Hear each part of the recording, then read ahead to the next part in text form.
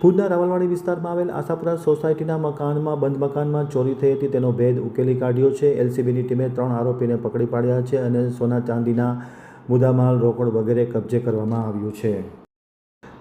ભુજ શહેર એ division police મથક વિસ્તારમાં નોંધાયેલ ઘરફોડ ચોરીનો ભેદ એલસીબીની ટીમે ઉકેલી કાઢ્યો છે અને આરોપીની ધરપકડ કરવામાં આવી છે। સમગ્ર ઘટનાની મળતી વિગત અનુસાર ભુજ એ ડિવિઝન પોલીસ મથકમાં આ ચોરીના ગુનાની ફરિયાદ દાખલ થઈ હતી। દરમિયાનમાં એલસીબીની ટીમે ચોક્કસ બાતમીના આધારે આરોપીની ધરપકડ કરી છે, જેમાં સુનિલ કૈલાસ વાઘરી રહેવાસી આશાપુરા નગર ભુજ, આનંદ મુકેશ દેવી પૂજક આશાપુરા નગર ભુજ, રાહુલ મહેશભાઈ દેવી પૂજક હંગામી આવાસ 3ની ધરપકડ કરી છે। રાહુલ પટણી રહેવાસી વડોદરાવાળાને પકડવાનો બાકી હોય, જેમને પકડવા માટેની કામગીરી શરૂ કરવામાં આવી છે। ખાસ કરીને સોનાના સેટ નંગ બુટી સાથે 1,35,000 ચાંદીની રગડી જેની કિંમત રૂપિયા 3.42 લાખ થાય છે, મોબાઈલ 12,000 સહિત મુદ્દામાલ કબજે કરવામાં આવ્યો છે અને ખાસ કરીને સમગ્ર કામગીરી એલસીબીની ટીમના એએસઆઈ વિરેન્દ્રસિંહ જાડેજા, સુરેન્દ્રસિંહ ઝાલા, સુનિલ પરમાર, અશ્વિનભાઈ સોલંકી, હેડ કોન્સ્ટેબલ રણજીતસિંહ જાડેજા, જયદેવસિંહ જાડેજા,